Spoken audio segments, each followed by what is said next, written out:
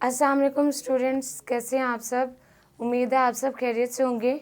आज का हमारे पास टॉपिक है रोल ऑफ रिवर नाइल, कि रिवर नाइल का क्या रोल है, उसका मतलब क्या किरदार है इजिप्टियन सिविलाइजेशन के अंदर, उसके बारे में स्टडी करेंगे हम। रिवर नाइल जो है, जैसे कि आप जानते हैं कि जो इजिप्टियन सिविलाइजेशन है वो रिवर नाइल के करीब जो वैली है वहाँ पे बिल्ड की गई थी, वहाँ पे बनाई गई थी।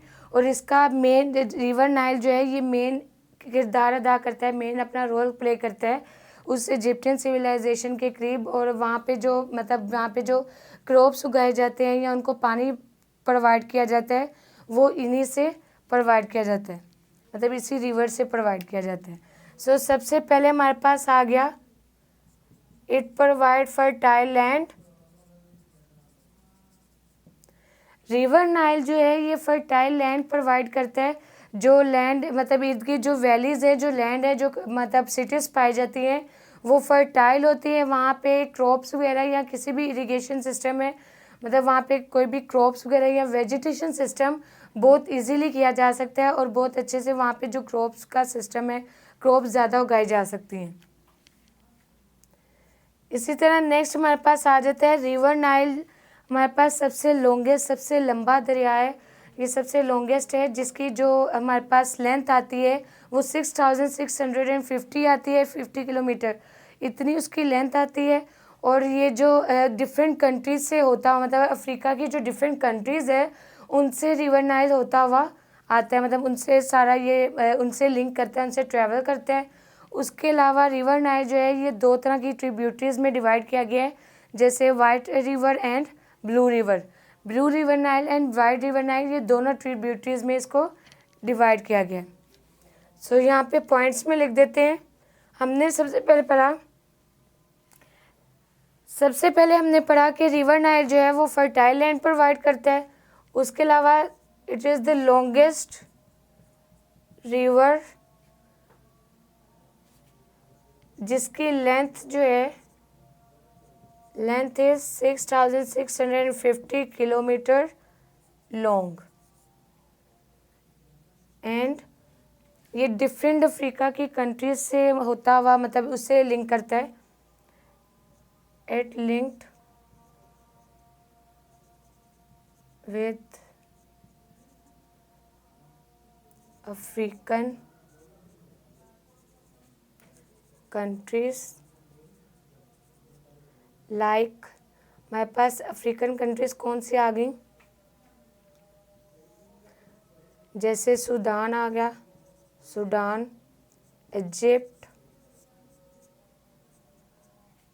Ethiopia,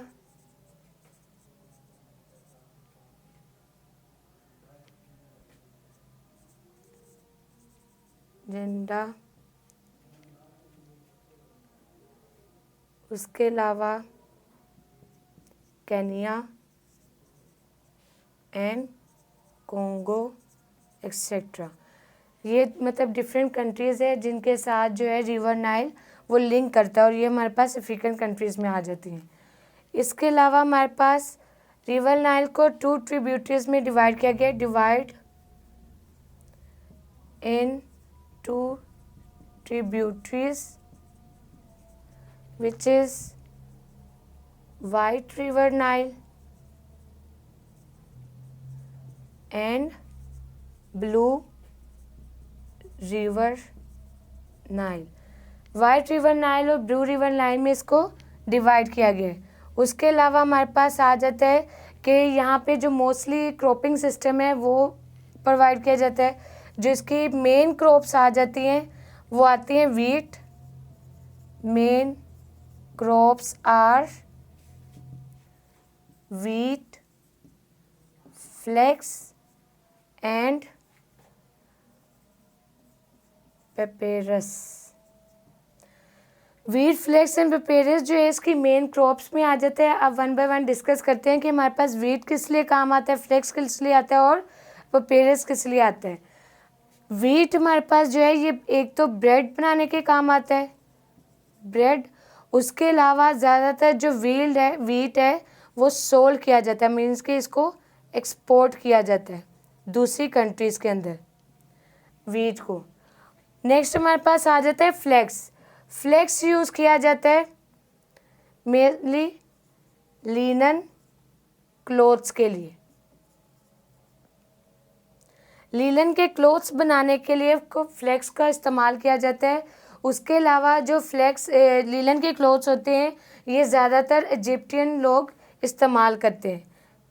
these clothes use in Egypt, mostly ये क्लोथ्स इजिप्ट में यूज़ किए जाते हैं। नेक्स्ट हमारे पास पेपेरस आ गया। पेपेरस जो है वहाँ का मतलब सबसे ज़्यादा यूज़फुल प्लांट है और इसको डिफरेंट आगे चीज़ें प्रोडक्शन के बनाने के लिए इस्तेमाल किया जाता है। इस प्लांट को पेपर, बास्केट्स, रोप और सैंडल्स बनाने के लिए यूज़ किया जाता है। ये हमारे पास डिफरेंट मतलब प्रोडक्ट्स थी कि जो कि उनकी जो मेन क्रॉप्स थी उनको आगे फर्दर किस तरह से प्रोड्यूस किया जाता है, किस तरह से यूटिलाइज़ किया जाता है, उनके बारे में हमने स्टडी किया। इसके अलावा हमारे पास जो रिवर नाइल है ये ट्रांसपोर्टेशन सिस्टम के लिए भी बहुत ज़्यादा बेनिफिशियल है। यहाँ पे ये जैसे हमने यहाँ पे पढ़ा कि ये अफ्रीकन की डिफरेंट कंट्रीज़ के साथ लिंक करता है रिवर नाइल। तो वहाँ पे मेनली जो रिवर नाइल है वहाँ पे ज़्यादातर बोट जो हैं वो सरकार वहाँ पे राउंड करती रहती हैं, वो ट्रांसपोर्टेशन सिस्टम के लिए बहुत ज़्यादा यूज़ की जाती हैं। It is also benefited in transportation के सिस्टम के लिए भी इम्पोर्टेंट है रिवर नाइल।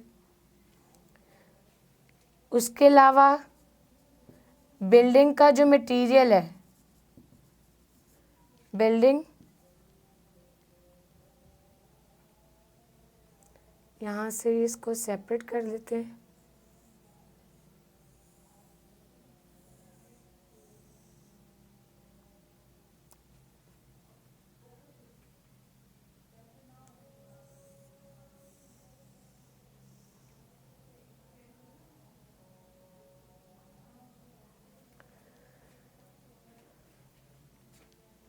इसी के पॉइंट्स में आ गया ये हमारे पास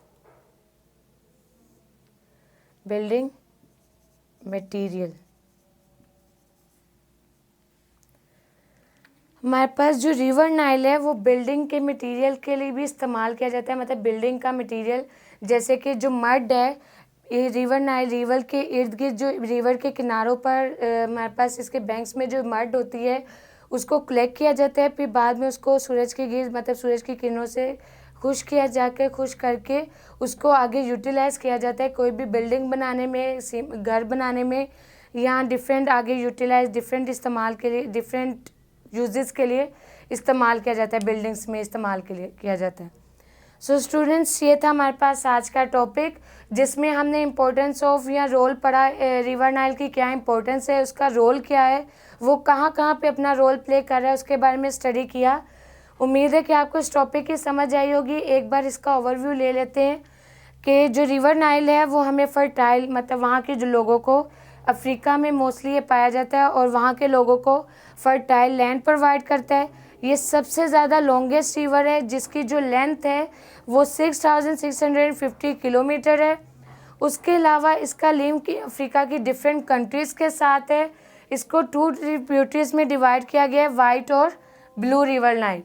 उसके अलावा इसकी जो मेन क्रॉप्स आती हैं वो वीट, फ्लैक्स एंड पेपेरस आ जाती हैं। ट्रांसपोर्टेशन सिस्टम के लिए भी बहुत ज़्यादा इंपॉर्टेंस है और बिल्डिंग मटेरियल भी प्रोवाइड करता है।